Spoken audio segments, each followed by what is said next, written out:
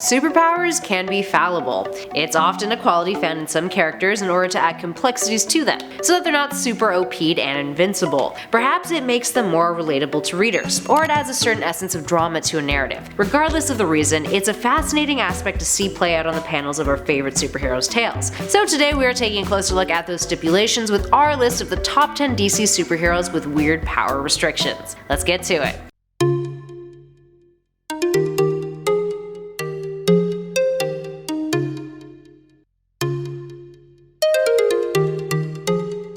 Starting us off in at number 10, Batman. He doesn't kill. Batman is one of the only mortal superheroes without any actual superpowers that can seriously kick butt with the best of them. You could argue that his true power is his plot armor, the fact that he always has a solution, he's always prepared, even against those who are 10 times stronger than he could ever be. But really, his genius level intellect and his obsession with preparing for the worst case scenario always managed to allow Bruce Wayne to keep his head above water, and to take on the likes of powerful characters such as Superman on numerous occasions. But because he adheres to a strict code of honor, one in which he refuses to kill, he often finds himself chasing after villains again and again and again, with him locking them up in Arkham only for them to inevitably break out and cause more havoc on Gotham City or beyond. And sure, maybe that's more of an issue with Arkham's capabilities at detaining inmates, but ultimately if Batman were to just kill the Joker, for instance, a huge chunk of his problems would be solved. Obviously that's putting it lightly, and murder has many implications both in the physical world and psychologically, but this self-imposed restriction could still be argued as one of the Dark Knight's greatest weaknesses.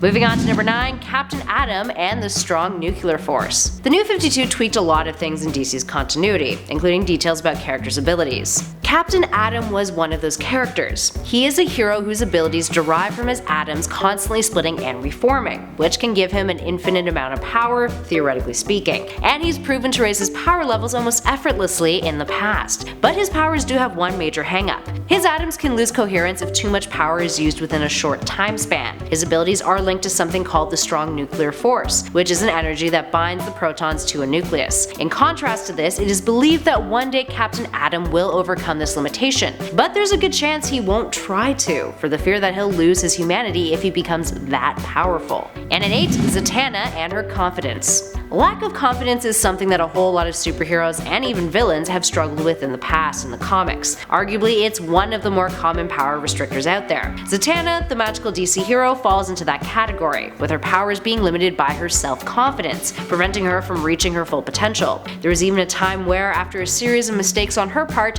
she was rendered powerless, unable to cast spells or manipulate magic whatsoever. Self-confidence goes a long way, friends. Moving on to number 7, Green Lantern and the color yellow. Green Lantern rings have no effect on anything that is the color yellow. At least this was the case. This was thanks to an inherent impurity in the rings. Fortunately for all the Green Lanterns, this was later retconned out of the comics, so that the impurity was later defined as Parallax, the fear entity who was trapped in the Lantern Corps Central Power Battery. Now, despite it being retconned, there has been a whole lot of heroes who have made fun of Hal Jordan over the years because of this. Barry Allen once taunted him with a big yellow umbrella, which he used as a shield to protect himself from Green Lantern, which was before the powers were retconned. And funny enough, this was also something we saw Frank Miller's Batman and All-Star Batman and Robin do, and take advantage of, in a very particularly cruel and hilarious way. What did they do? Batman orchestrated an entire room to be painted yellow, along with Robin and himself, just to mess with Green Lantern. He also taunts him while drinking a glass of lemonade, which is kind of like the cherry on top. Moving on to number 6, Aquaman and dehydration. Arthur Curry's whole shtick is that he is an aquatic superhero. The King of Atlantis might get ripped on a whole lot, but unfortunately for him, sometimes those jokes are within good reason. We're specifically talking about a little trait of his that existed for years before it was retconned out of existence in 1959's Adventure Comics issue 256. While the hero could instantly dehydrate anyone to death, if he himself dehydrated, he would be depowered until he got himself near water again. This made for quite a few comical stories in the Silver Age. Moving on to number 5, Wonder Woman and getting tied up by a man. Hey, you know what would be a great idea for a power restriction? Something that completely contradicts what that hero stands for. Enter Wonder Woman's absolutely absurd power restriction from the Golden Age, being depowered if tied up by a man. Yes, we aren't even joking on this one, friends. Wonder Woman was created in 1941 by William Moulton Marston, a dude who was really into bondage. That pastime of his translated into Diana's stories, to the extent that she was rendered powerless if her hands were bound by a man. Now, according to an early depiction of Wonder Woman in a scenario like this, I quote, "My strength is gone. It is Aphrodite's law. When an Amazon girl permits a man to chain her bracelets of submission together, she becomes weak as other women in a man-ruled world." Damn. Needless to say, that is a restriction that eventually faded into obscurity, although that did not occur until the 1980s, so I don't know what's worse, the fact that it existed or that it existed for so long. Up next, number 4, something even more ridiculous, Power Girl and raw materials. Power Girl was introduced in 1978 as Superman's cousin, but with a twist. She came from an alternate universe, Earth 2, and became stranded in the main universe. Because she was from a different universe, she lacked the weaknesses Superman had, aka kryptonite. But writers still had to give her some sort of weakness. So what did they do? This insane crap. A weakness to raw, unprocessed natural materials. If you find that baffling, fret not, so do a lot of other people. Essentially, she becomes vulnerable to things like wood, dirt, water, you name it. She's faster than a speeding bullet, more powerful than a locomotive, and can leap tall buildings in a single bound, but toss a rock at her and girl goes down. Hard. In at number 3, The Flash and excessive speed. In Crisis on Infinite Earths issue 8 from 1985, Barry Allen died, sacrificing himself during the fight against Anti-Monitor to save the multiverse, which became one of the most impactful deaths in DC history.